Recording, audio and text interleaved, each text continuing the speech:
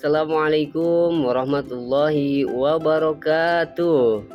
Hai anak-anakku sekalian, gimana kabarnya hari ini? Semoga dalam keadaan sehat walafiat. Kembali lagi bersama Bapak Ahmad Ripai dalam pembelajaran pendidikan agama Islam.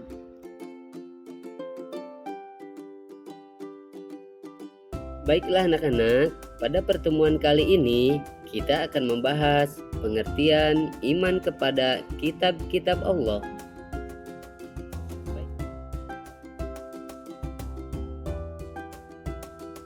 Tujuan pembelajaran kita kali ini adalah yang pertama, mengetahui makna iman kepada kitab-kitab Allah. Yang kedua, menganalisis kitab-kitab Allah beserta Rasul penerimanya. Dan yang ketiga, merumuskan contoh sikap perilaku sebagai bentuk konsekuensi mengimani Al-Quran. Pengertian iman kepada kitab-kitab Allah. Iman kepada kitab Allah Subhanahu wa Ta'ala yaitu mempercayai dan yakin dengan sepenuh hati bahwa Allah Subhanahu wa Ta'ala telah menurunkan kitab-kitabnya kepada para rasulnya.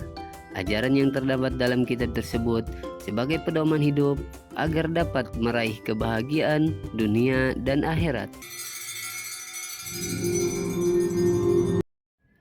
Allah Subhanahu wa Ta'ala berfirman dalam Quran surat Al-Maidah ayat 16. A'udzu billahi minasyaitonir rajim.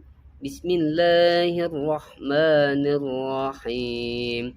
Yahdi bihillahu man ittaba'a ridwanahu subulas salam wa yukhrijuhum minadh dhulumati ilan nur biiznihi wa yahdihim ila siratim mustaqim. Shadaqallahul azim. Yang artinya, dengan kitab-kitab itulah Allah memberi petunjuk kepada orang yang mengikuti keriduannya ke jalan keselamatan, dan dengan kitab itu pula Allah mengeluarkan orang itu dari gelap gulita kepada cahaya dengan izinnya dan menunjukkan ke jalan yang lurus. Baiklah anak-anakku sekalian, coba kalian perhatikan kitab-kitab Allah yang ada di atas. Apakah kalian sudah mengenalnya atau ada yang belum mengenalnya? Jika belum, yuk kita bahas bersama-sama.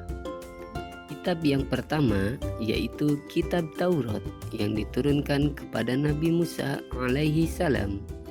Yang kedua, kitab Zabur diturunkan kepada Nabi Daud alaihi salam. Yang ketiga, kitab Injil diturunkan kepada Nabi Isa alaihi salam. Yang keempat, kitab Al-Quran diturunkan kepada Nabi Muhammad sallallahu alaihi wasallam. Adapun isi ajaran kitab Taurat yaitu mengakui keesaan Allah, perintah menghormati orang tua, larangan menyembah patung atau berhala, larangan menyebut nama Allah dengan sia-sia, perintah mensucikan hari Sabat, larangan membunuh, larangan mencuri, larangan berbuat zina, larangan menjadi saksi palsu, larangan berkeinginan memiliki hak orang lain. Yang kedua, kitab Zabur yaitu berisi tentang 1. Berisi kumpulan pujian-pujian kepada Allah Subhanahu wa Ta'ala atas segala nikmatnya. Yang kedua, berisi zikir, doa, nasihat, dan hikmah. Yang ketiga yaitu kitab Injil, kitab yang diturunkan kepada Nabi Isa. Isi ajaran kitab Injil meliputi 1. Berisi perintah agar kembali kepada tauhid yang murni. Yang kedua, berisi ajaran yang menyempurnakan kitab sebelumnya yaitu kitab Taurat. Yang ketiga, berisi ajaran untuk hidup dengan sederhana dan zuhud. Dan yang keempat, penjelasan atau pembenaran terhadap kitab yang turun sebelumnya. Nah, yang keempat yaitu kitab Al-Quran.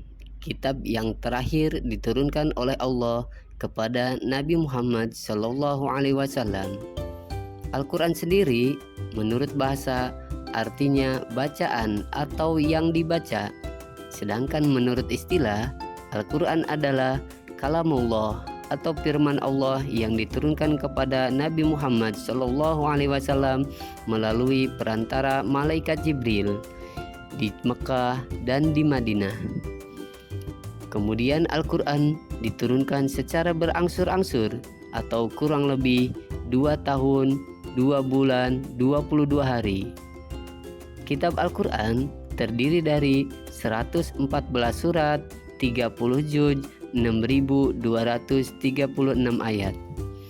Kitab Al-Quran sendiri berisi tentang menyempurnakan seluruh hukum-hukum Allah sebelumnya.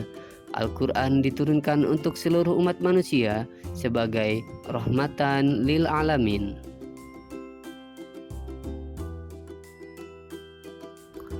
Nah, anak-anakku, dari penjelasan kitab-kitab yang 4 tadi, ternyata semuanya merupakan petunjuk bagi manusia serta berperilaku dalam kehidupan sehari-hari, karena memiliki ajaran-ajaran yang sangat terpuji, di antaranya ajaran terpuji terhadap Allah dengan beribadah dan berdoa.